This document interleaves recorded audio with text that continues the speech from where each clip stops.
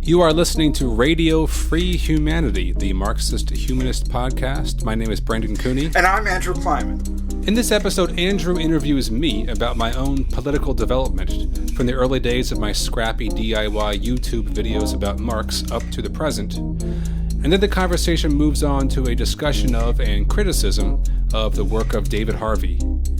Our conversation covered enough ground that we decided to release it as 2 episodes, so this will be part 1 of 2. To hear more episodes of Radio Free Humanity, read more about the issues discussed, or to join in the conversation, please visit Marxist-Humanistinitiative.org. Please also consider making a donation on the website. While our podcast is hosted by Marxist-Humanist Initiative, the views expressed by the co-hosts and guests of Radio Free Humanity are their own. They do not necessarily reflect the views and positions of Marxist-Humanist Initiative. In just a moment, you will be listening to Andrew interview me, but first, we're going to take a few minutes to talk about some current events. Today is November 21st. Yesterday, Gordon Sondland testified before the House Impeachment Committee saying that indeed there was a quid pro quo between the Trump administration and Ukraine, that Trump ordered him to make these demands of Ukraine, and that everyone knew about it. Mike Pence, Pompeo, everybody. You know, people said Sondland threw Trump under the bus and he threw Pompeo and Bolton under the bus. In terms of what he testified to, he not only threw them under the bus, but he took the bus and, you know, he went into reverse, crushing some bones, and went forward, crushing some more bones, and in reverse, crushing some more bones. I mean, from a factual standpoint, they're just a pile of bones at this point, I thought. And this is significant because up to this point, the Republicans have just been saying this is all hearsay. But here we have it straight from the horse's mouth, Sondland saying, Trump told me to do this, and so I did it. Yet still the Republican strategy in questioning witnesses has been pretty consistent, that they just throw everything against the wall to see what will stick, all sorts of diversions and distractions, and to try to create all this fog of confusion around issues which are very clear, in which the overwhelming evidence is on the Democrats' side. But then again, their audience isn't necessarily us or people that read the mainstream news. They're sort of trying to go over the heads of those traditional gatekeepers and aim straight for the Fox News audience, or like the Facebook GIFs or sound bites that might be posted on alternative social media sites.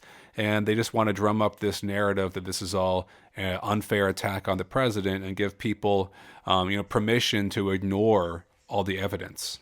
And the Republicans can do this because they have the Senate, and they can basically give the Dems the middle finger and say whatever they want, as long as their base sticks with them. So I guess the question is, did the Sondland testimony do anything to change this bulwark of Trumpism in the Senate?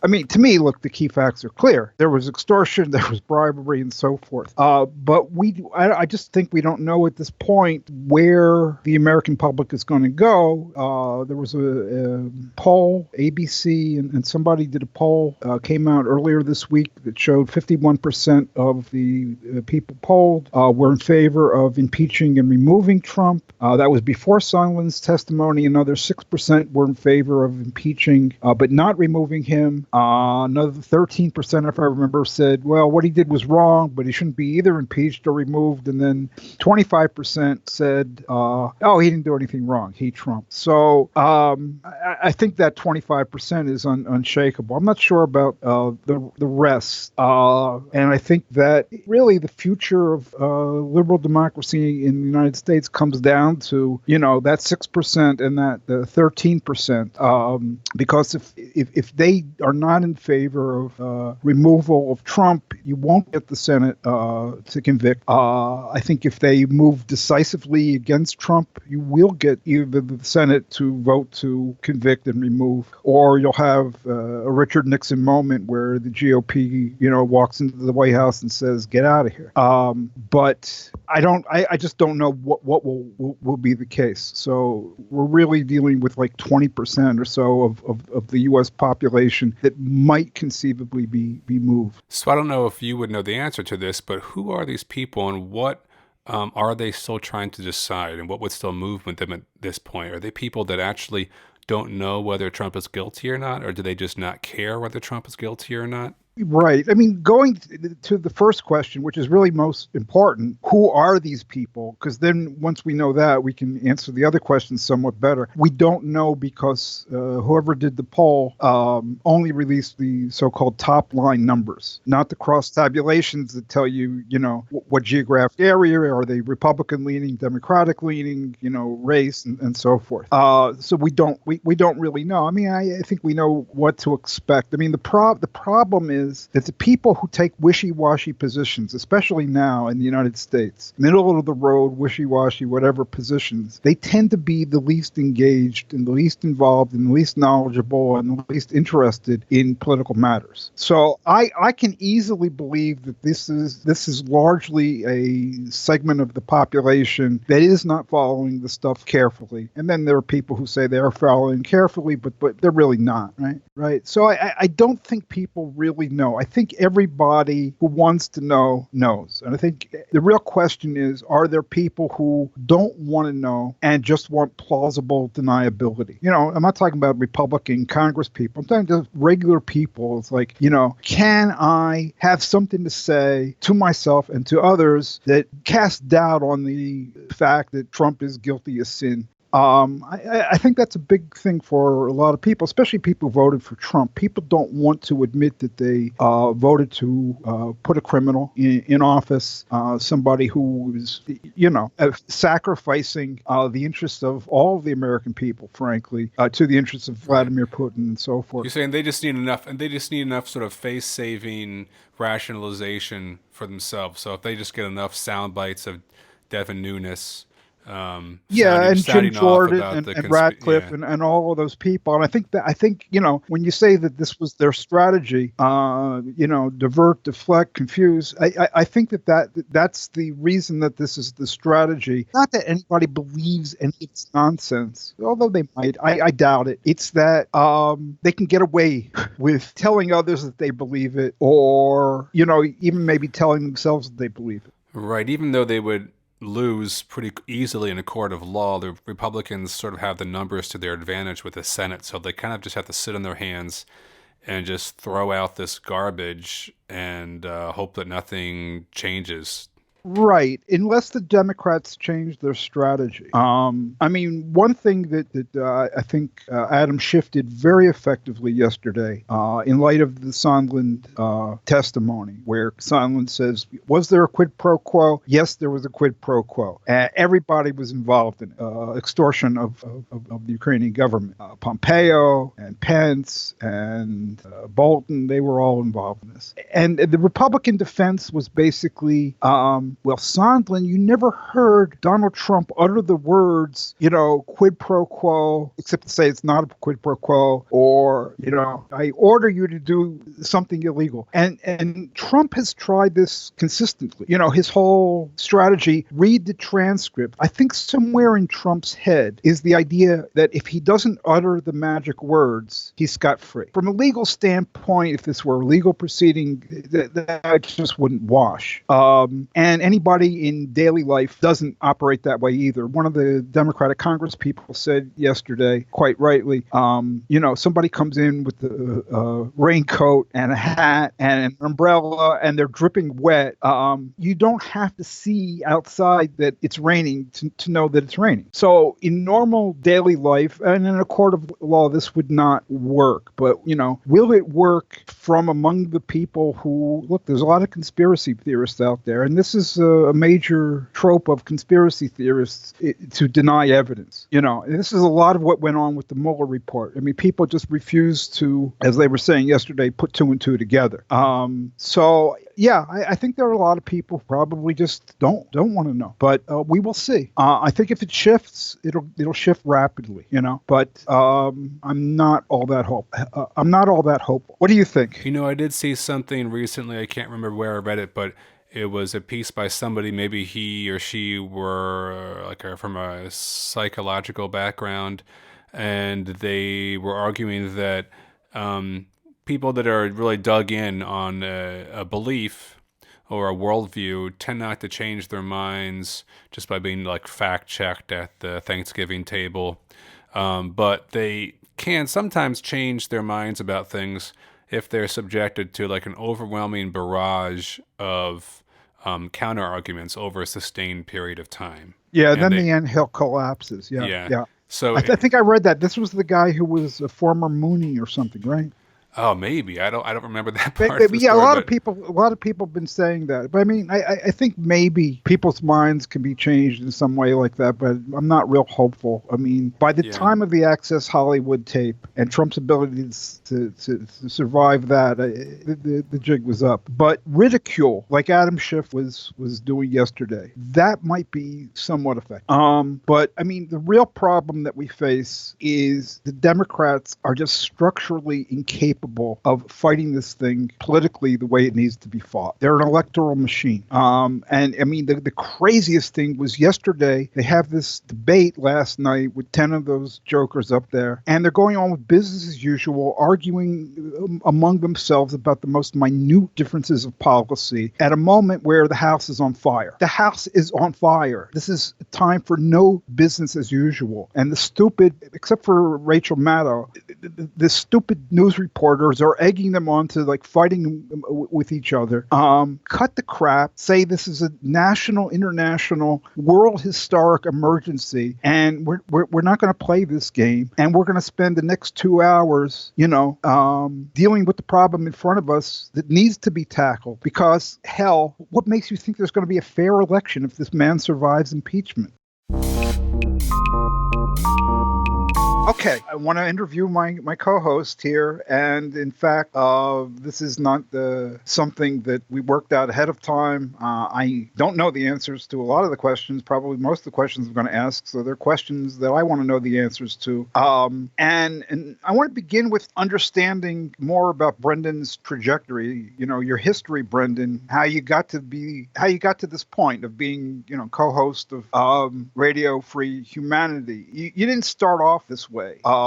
When I first knew you, you were producing educational videos on political economy with your website, which still exists, Capitalism 101. How did you get into that? And I take it you don't do much of that stuff anymore. What happened? Why not? so I'll start at the beginning, and then I'll end up at the end. We'll see how that works. Beginning to end is often good, yes. So I started getting interested in the works of Marx and Marxists when I was in an undergraduate program studying politics in college.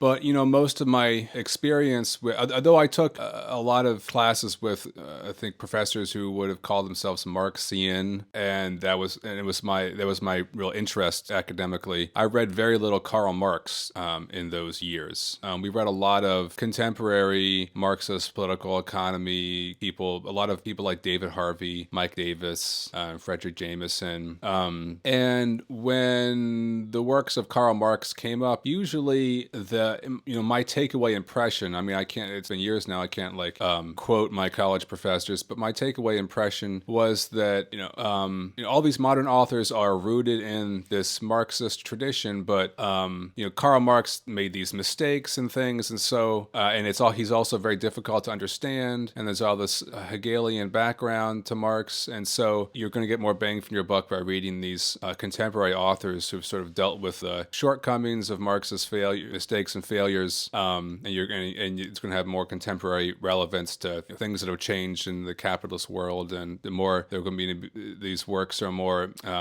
germane to what's the realities of neoliberal capitalism. That's sort of my short summary of my college experience. So I kind of took that to heart. I hadn't really read a lot of Marx himself, but I kept up to date on David Harvey's new books and other people like that. And And then in the mid 2000s, there was this phenomenon of YouTube, which had just emerged. And there was, I mean, it's almost hard to remember now because YouTube has become sort of like people's second television. But in the early couple years of YouTube, there were all these strange communities of people making like self-made home videos and sort of debating each other and talking about politics and other things. And in terms of the things I had seen, I thought a lot of them were pretty low. Like the level of discourse was very primitive. It was a lot of the stuff I was kind of finding myself watching with a lot of these anarchists making YouTube videos, and I thought they were kind of primitive philosophically. And so I thought, well, maybe I'll try to make something slightly more polished. Although my videos were really primitive and unpolished, but at least I like wrote out scripts beforehand and didn't just like mumble into a video camera. And I would just like talk about Marx from the best I could explain some basic concepts in Marx. And I didn't really expect that to turn into like a long project. I did it just sort of as an experiment, but I quickly got a decent amount of viewers, and that sort of encouraged me to take the project more seriously. And so I started making, trying to make more sophisticated looking videos, although they were very scrappy and homemade looking. But I also realized I needed to get my theoretical chops a lot better, because all of a sudden I was like debating people and getting into all this meaty questions, and I didn't really have the background that I maybe thought I did when I started making the videos. So I started actually reading Marx, and that was really revelatory because I found like reading Capital and other works of Marx a lot more accessible than I thought they were going to be, and I found them a lot more relevant and spoke to contemporary situations much more immediately than I expected. And the reason you didn't expect this is from your experience in college, where you were told Marx made mistakes and he was difficult to read and not very au courant. Yeah, exactly. Yeah. Did anybody actually say those kinds of things, or was that just the impression you got from? It's hard to remember. It was so long ago, but I feel like I got the impression there was this thing called the transformation problem, and it could not be solved. And that basically there was this real existential problem with anyone trying to talk about value in Marx. So my takeaway from that was, well, I could read all these 3 volumes of Capital. It's going to take me like months to like a year, and then it's going to be so hard to understand. And then the upshot is that it's all going to be wrong anyway. So what's the point in like reading on that? I should read some contemporary Marxist who has some other concept of value. But it was also difficult because a lot of the conclusions that seemed to be important for talking about Marx, like the theory of exploitation and crisis, I couldn't quite understand how you could theorize those things without a concept of value. So it didn't all quite fit together for me. I was aware that there were a lot of different theoretical camps between different points of view within the Marx world, politically and theoretically. It didn't occur to me, or I didn't quite understand why all those debates were that important. Like debates, around the value form or crisis theory. I sort of thought, well, as long as you're advancing the general idea of a critique of capitalism and postulating some other society that's not capital, that would be sufficient. That you didn't necessarily have to always all agree on these little details of these what can seem like very arcane theoretical debates. And so when I was making these videos and writing on my blog, I was often just trying to gloss over a lot of those debates and some of that theoretical detail and just convey more general things. But that approach can only be sustained for a short amount of time before it runs into the fact that you have to actually take a stand on some of these issues because they're important. People debate them because they actually mean something. You can't sustain a theory of exploitation without a theory of value. It's hard to theorize crisis in some kind of Marxist sense if you don't have a theory of value that's coherent. So it became difficult for me to sustain that sort of like neutral stance on all these debates. And I found I had to like dig in more theoretically and actually figure things out. Okay, let me just try to get a sense of the timeline here. You started the blog Capitalism 101 about when? I guess that was I don't quite remember, but I guess in the mid 2000s. Okay. I started making these YouTube videos, and the blog sort of followed as a supplement to the videos. Right, and you were talking about Marx, and then you figured, gee, I should learn some Marx to talk about Marx more intelligibly, or at least with more background. Yeah. And at what point did you begin to realize that sticking at the level of generalities and just trying to convey some general Marxy points was not going to cut it for you? I think that was sort of a slow evolution because I maintained some level of generality, I think, up through the whole project. Maybe not even by design. I think some of it was just my understanding, but was not as nuanced as it could have been. So, I mean, I've slowly been removing the content from my old channel. I mean, I had a decent amount of views for, I don't know, whatever. And I was kind of aware that more and more people were linking to my stuff as like, oh, check out this if you want to understand this concept. And so I was feeling like more and more responsibility that maybe I hadn't realized I needed to take. So I was starting to, try to do a better job theoretically with the work. But then since my life just became busy in the past, I don't know, 7 or 8 years, I became a real grown up with kids and a job and house and everything. And so I just haven't had time to deal with updating the content and making it better. And I felt like I need to take more and more things down because I don't think they're probably very sophisticated or theoretically clear, and I don't want to take responsibility for that stuff being up there. Okay, so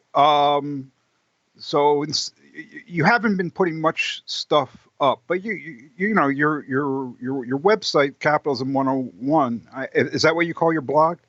Yeah, it's capitalism101.wordpress.com. It's just Right, one of those free WordPress blogs. right. So I mean that's still active. You still post on that. Yeah, occasionally. I'd like to do it more. I mean, I have all this. I mean, my life has just been. It's hard to keep track of all the projects when one has too many projects in their life. But Right. I mean, I have plenty of things that I've written. I haven't even had the time to edit them and post them. Right. But I know the feeling. it's I like I know have all that this feeling very well. Yeah. backlog of like files and things that are like almost ready to be posted, and then I like just haven't had the chance to like proof them and do the footnotes and put them up and everything. I hear you. I know that feeling very, very well. I have so many things like that. So when was the last time you produced a video, like one of the educational videos? Man, it's probably been like 10 years maybe. 10 years. Okay. Yeah. So basically, there was a period from the mid to the late OOs Yeah, it was like where maybe you were 5 or 6 producing this years. stuff very consistently, Yeah. all kind of all the time. Yeah. And probably after about 5 years or so, you began to say, I have a responsibility to get things right here because people are paying attention to this. So increasingly, you began to take things down. Yeah. I mean, it was kind of funny because I would, sometimes I would, you can follow the backlinks on your stats on a site and see how people are linking to you, and then you sort of see the discussions people are having about your site. And I would see all sorts of funny things. People would assume I was like a college professor somewhere, which I just thought was so funny because I have like no academic background and I've never taught. I thought that was really hysterical. But I started to realize people were like taking this seriously and it was getting more. A wider audience than maybe I'd realized when I first started the project, and so I thought, yeah, I mean, I think a lot of the stuff could be done clearly and more better and I still in the back of my mind would like to go back and remake a lot of the videos to some extent, just because I mean it's people that got in on the early days of YouTube and like managed to get an audience. Some of those people like it's harder to do that now, and so I feel like there is a platform there I could potentially redo a lot of that content and put things up there and have it and do a more responsible job with my initial mission if I just had the time one day, because the audience, so the groundwork's already laid to have an audience there. The reason you've been taking stuff down is not any qualms about the nature of the project, but just about the actual specific content. Yeah, mostly. I mean, there's so much other stuff out there now too. David Harvey has his Capital series. Rick Wolf has a lot of other people have like popular blogs talking about, or video blogs talking about Marx. So I think it would be nice theoretically to offer an alternative to some of those points of view at some point. But this is not the time in my life where I have the time to do that. Right. Well, maybe this podcast series is a way to Yeah, some of that. I mean, yeah, it's not going to be a place yeah, where I hope. Well, if I have anything to say, it's not going to be a place where we get, the world according to Kliman or the world according to Cooney, which yeah, would be the counterpoint to what I think those people tend to offer. But I yeah. think this is a place to address issues of theory as well as political matters and so forth. So, can you give an example of one of the things or one strain of things that you began to have questions about and want to take down? Oh, well, for a long time, I really tried to stay agnostic about the value form school, and I guess we would need some like political, some background to talk about that. But I mean, the short version would be that where Marx seems to argue that value is something created by human labor during the production process. There is a school of thought that can, what is it, date from like the 60s or 70s? I guess it depends on who you ask. I would say it begins circa 1970 or so, but I'm not a scholar on the exact dates of that. Yeah, I guess it depends on whether you consider Isaac Rubin a value form scholar or just some kind of prefiguration of the value form school. But I mean, basically, thumbnail sketch would be that the value form school is concerned about the way that labor becomes abstract in the labor process, and they think that it becomes abstract in the process of exchanging with money, and so the debate is around whether that then is arguing that value is created in the exchange process instead of production. I was aware that this was like a really heated and important debate, but I I didn't think it was that important for me to take a stance on it at the time. I don't think I ever like said, "Oh, I'm a value form thinker," but I think that the value form stuff I had read influenced my reading of Marx. And I'd read Isaac Rubin's as the Soviet Marxist. Isaac Rubin's, he was a Menshevik economist. His essays on Marxist theory of value, and I at the time thought they were brilliant. And I also read a lot of contemporary value form people like Christopher Arthur, and I was sort of reading these things simultaneously while I was like reading, Capital, and that really influenced the way I read those opening chapters in Marx. It took me a while to realize that was coloring my reading of the opening chapters of Capital in a what's the word? Distorting. Yeah, just distorting my understanding of those first few chapters. I mean, I read some things you had written, Andrew, about the value form stuff, but it still took me a while to figure it out, and because I think I was still reading through the opening chapters with that sort of orientation in my mind, and so it was really hard to get out of that mindset. I'm surprised that you did that at all. In my experience, people don't do that, and I always, recommend that people when they read Marx, if they've read, the secondary literature, with people either commenting on Marx or claiming to represent Marx, just ignore that to the extent that you can if you've already read it, and definitely do not use that stuff alongside Marx to try to understand Marx. Because if you manage to crack through the words of Marx at all, right, you're going to be reading it through the eyes of the secondary literature. That was your experience, and so I've taught Capital, and people say, well, what secondary literature do you recommend? And I'm like, none. This is hard, but you can do it, and the other stuff, you will end up not reading Marx. You'll hit a difficult passage, and your eyes will go to some word, and some image in your head will conjure up what those other people have said, and you'll substitute what they've said about the issue for Marx, and then you move to the next paragraph, and it's much more efficient in some ways, but you never get to understand what Marx is saying. So I'm actually I'm somewhat surprised that you were able to surmount that and in fact understand that was happening. It was a slow process, and I think so. I had a few conversations with you over the years that kind of helped me realize that was happening in my own readings. And what really I think I had to do that really kind of was the most clarifying was that I just made like a list of terms: socially necessary labor time, abstract labor, value, homogeneous, universal, words like that. And I just read through the opening chapter of Capital, thinking specifically like passage by passage, how is this word being used, and how does does Marx use this word? You can do this now when you have like a digital version of a document. You can just, find the words, and that kind of helps you. Okay, so how does Marx actually use the word universal in the opening chapter of Capital versus abstract, versus homogeneous? Like how the sentence is actually constructed. I kind of had to do that sort of dive into the words to sort of unprogram some of the value form things in my head, because it was kind of insidious. I didn't think of myself as a value form thinker, but a lot of that way of thinking had crept into my brain just sort of unconsciously, and so I was reading a lot of these words in a way that made that interpretation seem to make sense to me. Right, and now you think it now does I not think it represent Marx's own right theory. Yeah. So that would be one example of sort of secondary literature that like got into my head that took a while for me to untangle.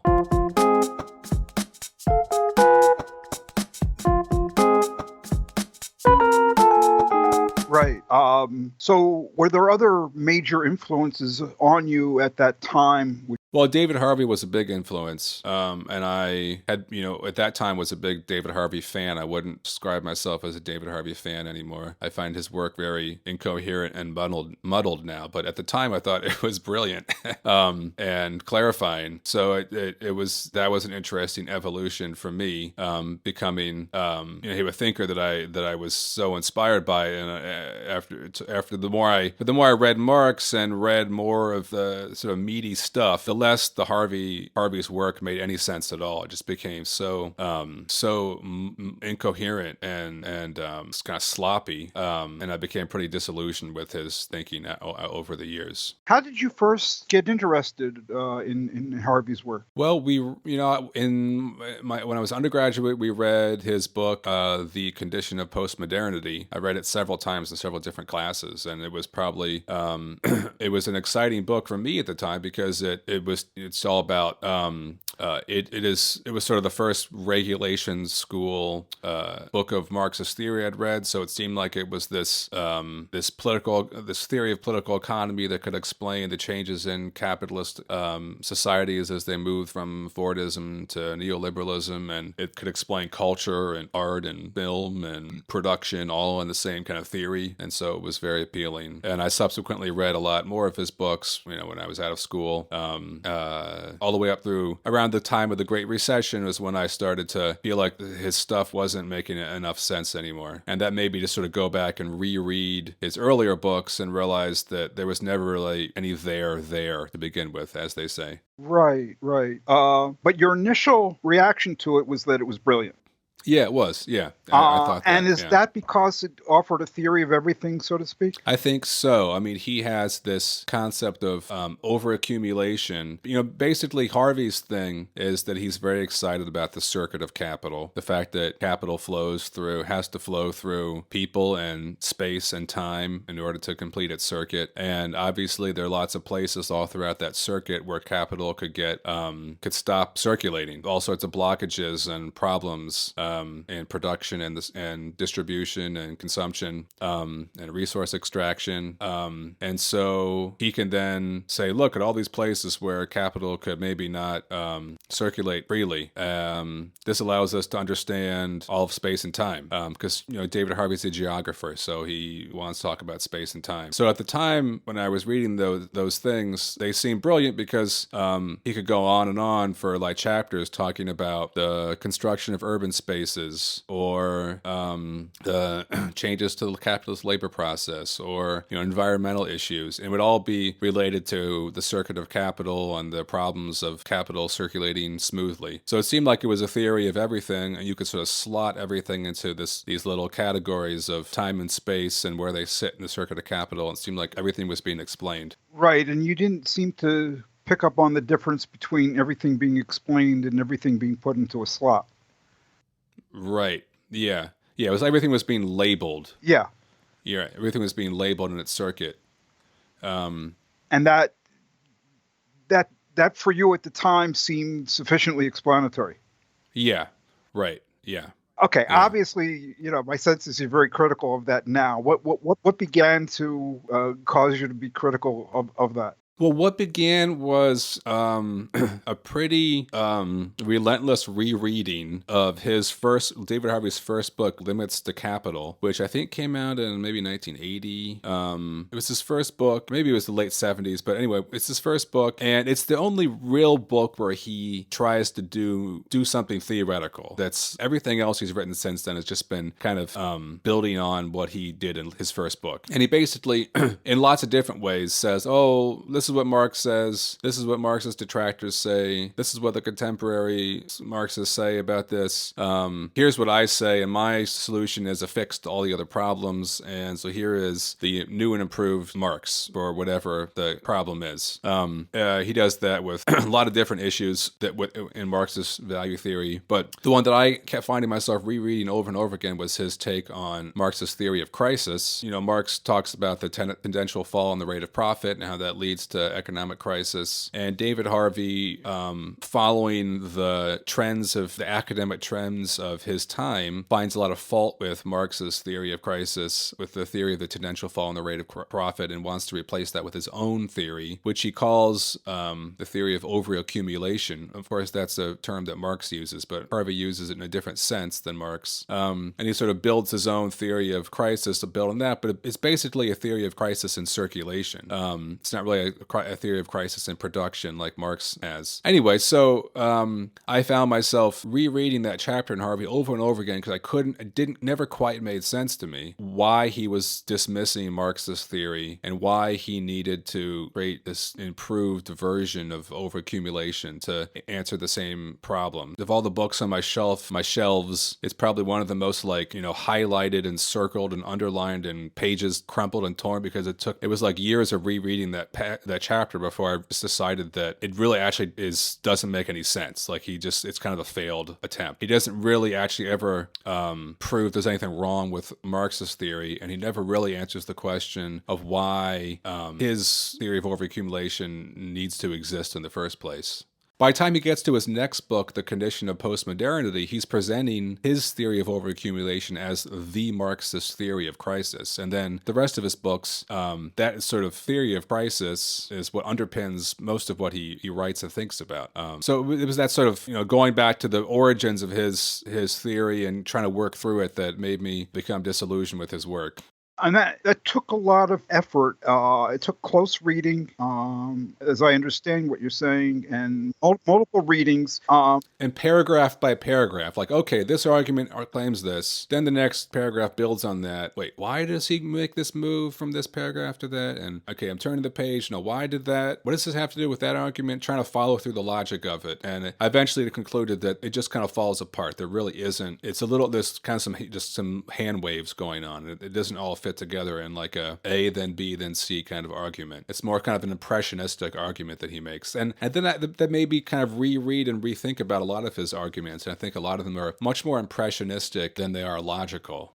How widely shared do you think this view is? My sense is, he's a big name, and he's been a big name for a very long time. And what we tend to get are a lot of people saying, I agree with Harvey, I don't agree with Harvey, or, he says something that's interesting. But the kind of criticisms that you have voiced here, that what he writes is incoherent, muddled, sloppy, doesn't make sense, you don't tend to hear that a lot. I'm wondering why that is. Is it that people haven't done that kind of close, careful reading, You might be able to speak to this better than me, but I mean, it seems like with some people's careers, they get to a certain place where they're respected and people assume that they've already done the important theoretical work, and then they can just sort of write books that are kind of fluffy and impressionistic, and then people just say, oh, that's so great. And they just sort of ride on their existing momentum. They don't have to really do a lot of theoretical work. So maybe part of it's that. But also, I think the impressionism is kind of seductive, and you don't notice the lack of clarity in the writing. And the impressionistic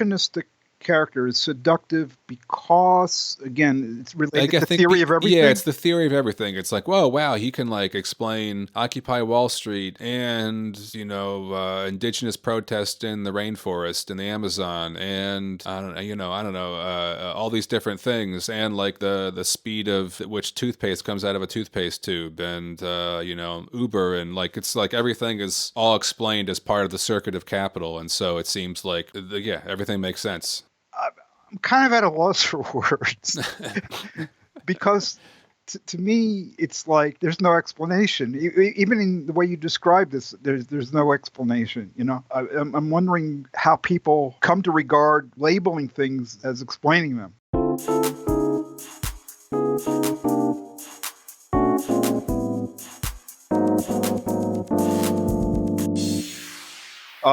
Let me ask you this. Okay, so what you've just said is that this is not a set of failings that are particular to David Harvey. There's a whole tradition of academic Marxism, and a lot of people, and they write a book, and then they rest on their laurels, and they begin to short shrift the fact that there was a debate about these matters, a debate about whether Marx's own theory was this way, and they begin to declare that the first thing that they wrote way back when is the Marxist theory. I remember, I don't know what year it was exactly, but I remember being on a panel with you where you gave a presentation called That 70s Show, which was about David Harvey, but it was about other people as well. And the ways that they proceed, their behavior, the way they do academic Marxism. First of all, why'd you call it That 70s Show? Well, I think there was a TV show at the time called That 70s Show, which I'd never seen. I still haven't seen, but it seemed like it would be a funny paper title because it seemed like so much of the baggage of the Marxist world, this the academic Marxist world, was rooted in these sort of theoretical styles and currents from like the 60s and 70s. The sort of thinking of people who felt like it was their job to fix Marx and put out their own versions of Marx, and that's what you did as a Marxist academic. You kind of put your own spin on how to fix Marx, and then you hang out a shingle on that. So, and then there were certain, if I remember from that paper, which is we did a long time ago, there's certain sort of there's certain like what's the word? There's certain behaviors that are like really common. There's a lot of like uncharitable readings of Marx, like looking for something to pick in order to prove a point. There's like a need to defend what you're doing as you're being objective and non-dogmatic, because you're like writing during the Cold War and during this sort of era of like very dogmatic, stodgy Stalinist readings of Marx. And so in order to look like you are open-minded and not like a Stalinist, you have to like show that you're reading Marx objectively and academically, and so you have to like pick disagreements with Marx in order to prove that you're not a Stalinist or something. And then maybe or pick disagreements with Marx in order to show the need for your own stuff. Right. I mean, that product differentiation, the hang out the shingle, here's my take, here's me. Okay, it relies first of all on, you can't just go to Marx, you got to go to something else. And now I'm going to tell you why that something else is me. That seems to be the dominant trope. I don't know how much it has to do with Stalinism. I mean, I think it's still going on among people who were not even born, or they were, little kids when the Berlin Wall came down. I think that there is something, very much rooted in certain traditions of academic discourse that works this way. Not all of them, and not even all of them in economics. I mean, you have mainstream neoclassical economics. People, by and large, try to fit into the modes, the research programs, whatever, that are in existence. But when you get to the margins, You get people saying, God, I'm not going to get any attention unless I'm different, so I got to be me. And that was one of the elements that I remember from your presentation, that 70s show. I had called it in my book, Reclaiming Marx's Capital, every man his own Marxist, this phenomenon, and you gave it another name. I can't remember. It had something to do with do-it-yourself Marxism and something like that. Yeah.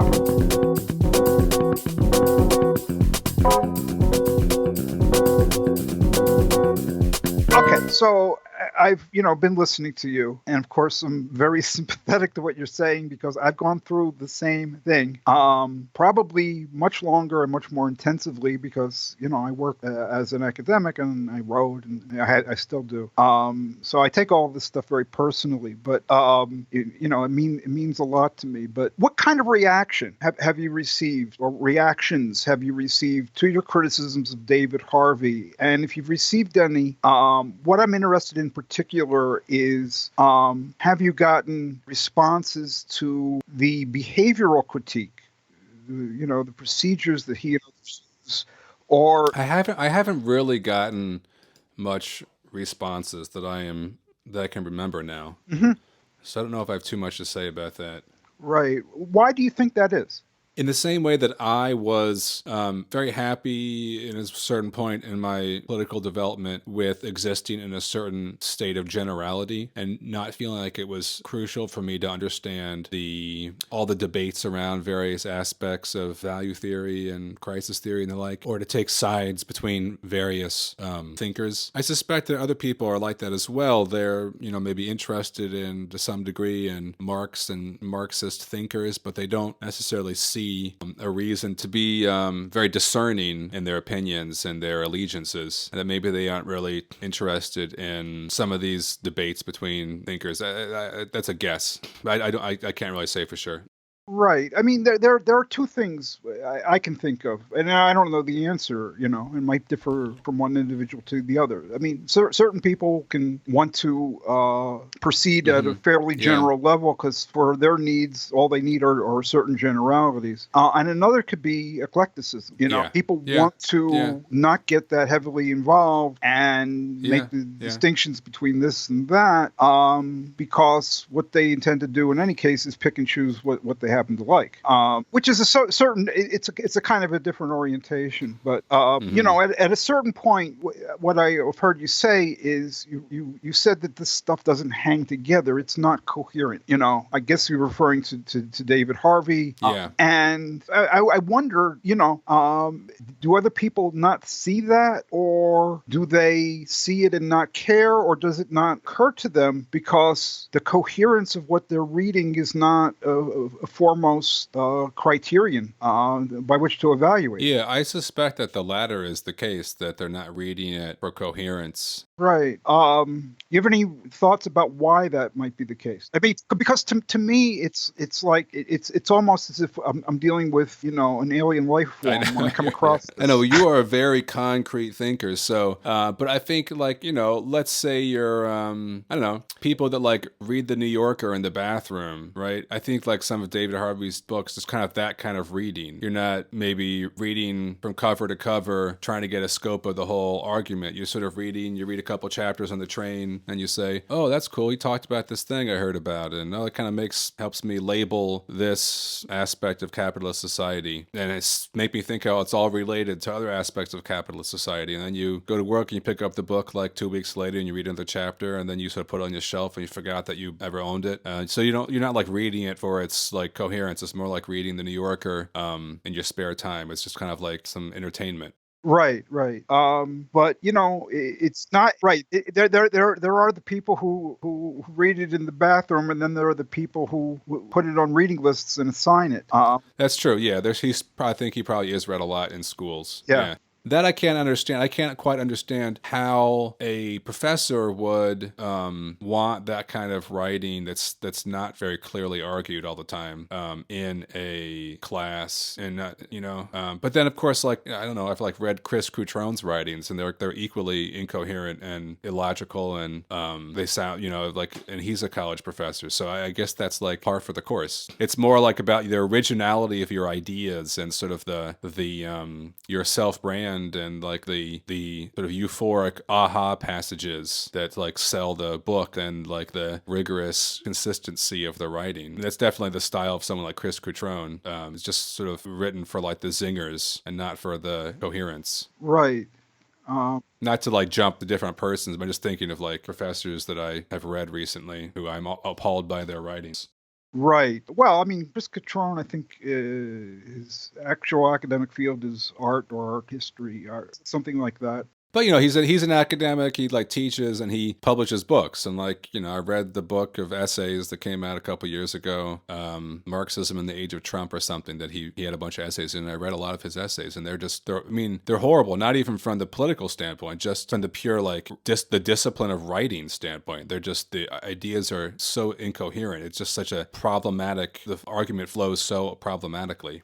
Right. I find Coutron almost impossible to understand. I mean, I read it and was like, how did he get a job teaching people how to write or grading other people's writing? It's just all about like trying to like say things that might be provocative or get attention, but there's no substance or discipline to the writing at all. Right. I have found his writing really difficult to understand and therefore almost impossible to critique because it's just not clear what he's saying. In fact, if anything, giving people the impression or trying to provoke that's not an argument, right? And so how do you respond to that? You can kind of respond on the same level, but no thanks. And to a lesser extent, I've found the same problem with David Harvey. It's like an eel. It's like you're trying to grab an eel and it keeps slipping away from you. Well, that definitely seemed to be, you and Harvey had this back and forth about the tendential fall in the rate of profit. Yeah. 5 or 6 years ago, basically after a couple back and forth articles being published, which you were clearly, I think, advancing a much stronger argument that Marxist theory is internally consistent and stands on its own legs. Harvey just took this very vacuous and impressionistic backdoor escape hatch and just kind of ducked out of the argument with some very fluffy. I can't even remember. How did the whole thing The end? actual chronology is that he gave a presentation at a conference somewhere, I think, and there was a paper, written form posted on his website. I responded to that in New Left Project, which is now a defunct website, but the stuff is on the MHI website. So eventually Harvey, I happen to know he didn't intend to respond, but then for whatever reason he did, and his response was relatively long, but it had to do with one single point, which was a supposed metaphor that I had employed. And that led him to say, well, that's Kliman's metaphor. I like other metaphors, and my metaphors are more helpful for us at this moment. And what was wrong with my metaphor, my alleged metaphor, was that it was scientistic and mechanistic, and basically he was conjuring up his trope of, a theory of economic crisis rooted in Marx's law of the tendential fall in the rate of profit is monocausal. It postulates a single cause. It occludes a lot of things that are going on out there, and that's what Kliman is really advocating. So we got this determinism, scientism, mechanism, and to each his own metaphors. But my metaphor is better. In fact, what he was claiming was a metaphor of mine regarding what he called the nature of capital or the nature of capitalism was not that at all. I was trying to clarify Marx's explanatory procedure of first looking at one cause and then bringing in other causes. And I explained that in terms of an apple falling from a tree, right?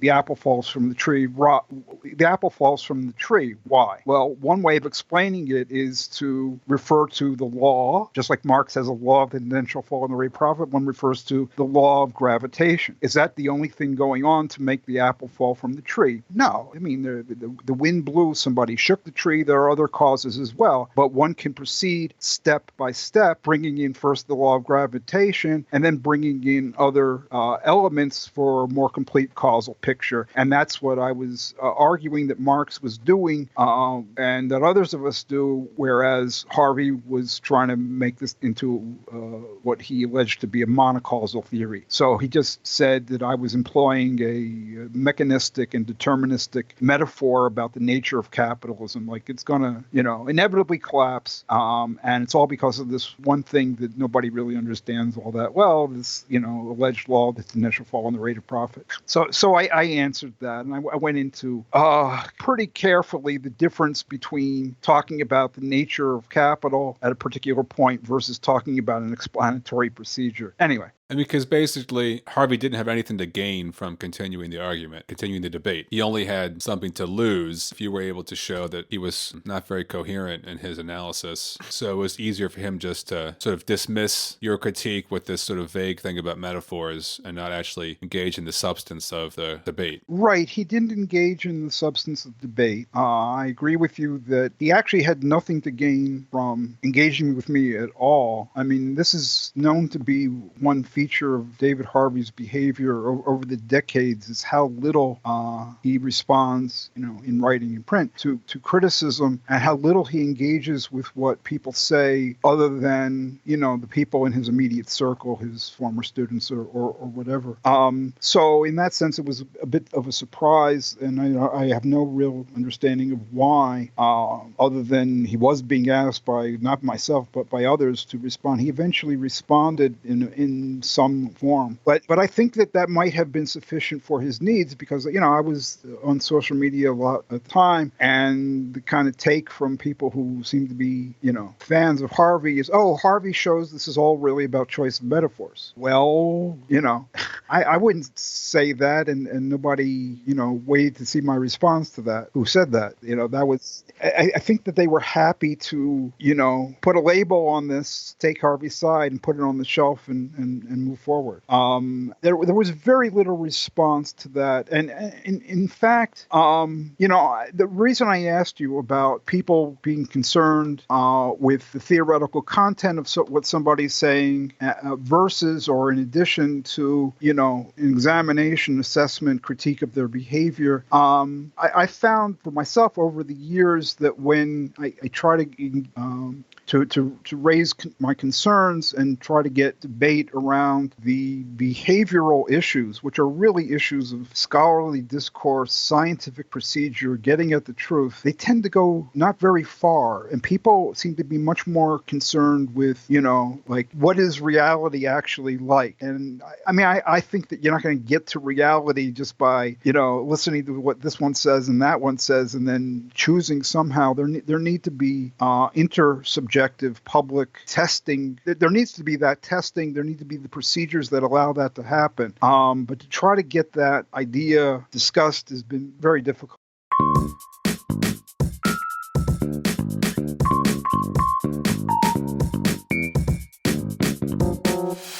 We should note that if you're interested in reading more about that debate between Andrew Kliman and David Harvey, you can go to Marxist-Humanist-Initiative.org, and right there on the sidebar, there is a link to a pamphlet that the organization put out with all of the relevant contributions to the debate. It's available for $5. Hello, this is Anne Jacquard, Organizational Secretary of Marxist-Humanist Initiative. Marxist-Humanist Initiative, or MHI, aims to contribute to the transformation of this capitalist world by projecting, developing, and concretizing the philosophy of Karl Marx and its further development in the Marxist-Humanism articulated by Raya Dunayevskaya. We are not a political party, nor are we trying to lead the masses, whose emancipation must be their own act. But we have seen that spontaneous actions alone are insufficient to usher in a new society. We seek a new unity of philosophy and organization in which mass movements striving for freedom lay hold of Marx's philosophy of revolution and recreate society on its basis. Today's political, economic, and environmental crises present a moment to engage people in discussion of these ideas. MHI is dedicated to the task of proving theoretically that an alternative to capitalism is possible. We are distinguished by our economic analyses, which demonstrate that the only opposite to the current world economic system is its abolition and replacement with one not based on the production of, quote, value. Because capitalism cannot be fundamentally reformed, attempts to reform it lead to an intensification of state capitalism, not socialism.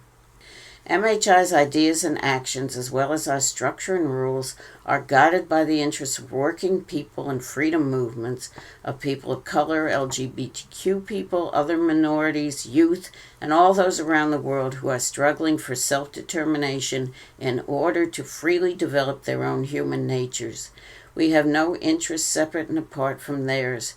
We intend to practice, as well as espouse, a two-way road between our organization and people outside it as essential to developing a single dialectic in the relationship of theory to practice.